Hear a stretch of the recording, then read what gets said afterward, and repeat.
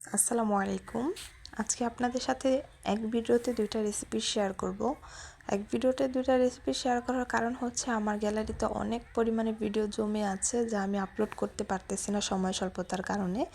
যেহেতু এই দুইটা ভিডিও হচ্ছে একটু শর্ট আছে, তাই ভাবলাম যে দুইটাকে একসাথে মিক্স করে এক ভিডিওতে আপলোড করে দিই। তো প্রথমেই হচ্ছে আমি চিকেন স্যুপ রান্না করব। তার জন্য হালকা করে রসুনটাকে ভেজে নিয়েছিলাম, তারপর হচ্ছে পরিমাণ মতো চিকেন নিয়েছিলাম এবং টমেটো নিয়েছিলাম। তার সাথে আপনারা চাইলে গাজরটা অ্যাড করতে পারেন, তবে গাজর যেহেতু বাচ্চাদের কোষ্ঠকাঠিন্যের সমস্যা হয় তার জন্য আমি আজকে স্কিপ করেছি। পরিমাণ মতো আদা এবং রসুন বাটা ব্যবহার করেছি, তার সাথে আমি পরিমাণ মতো লবণ ব্যবহার করেছি। এছাড়া আমার এখানে আর কোনো কিছু ব্যবহার করার প্রয়োজন নেই। এই কয়েকটা উপকরণ দিয়ে আমার রান্না খুব সুন্দর করে হয়ে যাবে। তারপর আমি পরিমাণ মতো পানি দিয়ে এটাকে সেদ্ধ করে নিব। আপনারা চাইলে এটাকে হচ্ছে হালকা সেদ্ধ করে নিতে পারেন যদি আপনাদের বাবু খেতে পারে।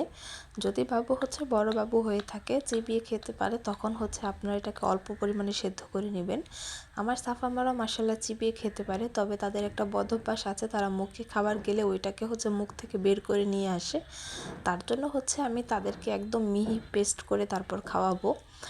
তো চিকেনটা সেদ্ধ হওয়ার পর আমি হচ্ছে এটাকে খুব সুন্দর করে হাত দিয়ে হচ্ছে অল্প অল্প করে ছিঁড়ে ছিঁড়ে একদম ম্যাশ করে নিয়েছিলাম। তার সাথে একটু নুডলস অ্যাড করে দিয়েছি। আপনারা চাইলে এখানে ঘনত্ব যেটা করবেন সেটা ময়দা দিয়েও করতে পারবেন, তবে আমি ময়দার পরিবর্তে নুডলসটা ব্যবহার করেছি। আমার কাছে মনে হয় নুডলসের ভিতরে পুষ্টির পরিমাপটা বেশি থাকে তার জন্য।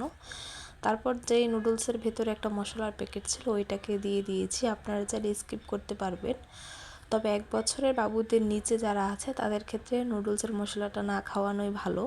সাফা মারোয়াকে আমি কিন্তু 1 বছরের পরে নুডলসের মশলা খাইয়েছি।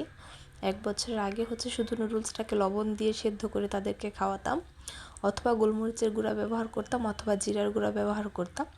এছাড়া আর কোনো কিছুই এখানে ব্যবহার করতাম না। তারপর ডিমটা দিয়ে খুব সুন্দর করে আমি হচ্ছে এটাকে ঘুটে নিয়েছিলাম, ঘুটে এটাকে নামিয়ে খাইয়েছিলাম। মাশাআল্লাহ আমার সাফা মারও অনেক পছন্দ করে খাইয়েছে। তো এখানে আরেকটা রেসিপি শেয়ার করব আপনাদের সাথে। এটা হচ্ছে ডিম এবং টমেটো দিয়ে আর কি রান্না করা হবে। এটাকে ডিমের তরকারিও বলতে পারেন বা হচ্ছে টমেটো ডিমের চাশনিও বলতে পারেন।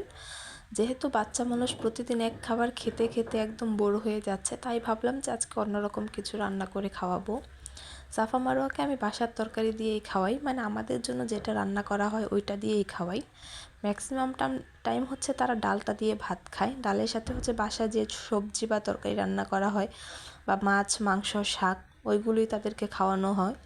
তবে আজকে 2 দিন যাবত তেমন একটা ডালটাও খেতে চাচ্ছে না এবং অন্যান্য বাকি সবজিগুলো খেতে চাচ্ছে না।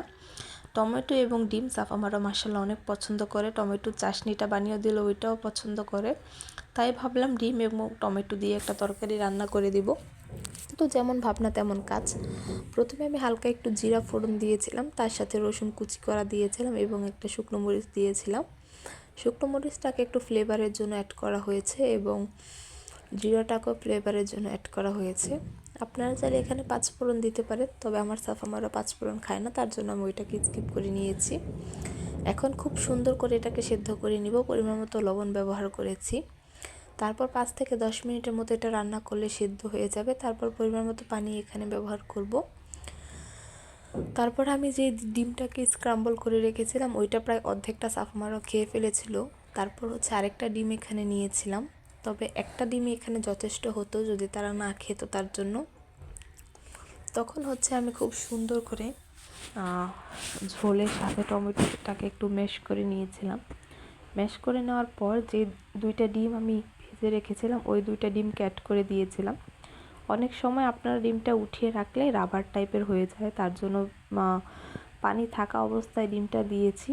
এখন ওই পানির মধ্যে ডিমটা হচ্ছে একটু জুসি জুসি ভাব চলে আসবে তার জন্য। তারপর হচ্ছে আমি উপর দিয়ে একটু ধনিয়া পাতা কুচি দিয়ে নামিয়ে ফেলেছিলাম। মাশাআল্লাহ সাফা মারোয়া এই খাবারটা অনেক পছন্দ করেছে। আপনারা চাইলে আপনাদের বাবুকে এভাবে রান্না করে খাওয়াতে পারবেন। তো আজকের ভিডিওটা লং করব না, এখানেই শেষ করে দিব। সবাই ভালো থাকবেন এবং সবাই সাফা মারোয়ার জন্য দোয়া করবেন। আর আপনারা যারা নতুন আছেন তারা আমার পেজের মধ্যে ফলো দিয়ে রাখবেন, এতে করে আমি ভিডিও আপলোড করার সাথে সাথে আপনার নোটিফিকেশন পেয়ে যাবেন এবং বিভিন্ন প্রকারের রেসিপি আপনারা আমার পেজের মধ্যে পেয়ে যাবেন, সেগুলো আপনারা ট্রাই করতে পারবেন আপনাদের বাবুদের জন্য। সবাই ভালো থাকবেন। আসসালামু আলাইকুম।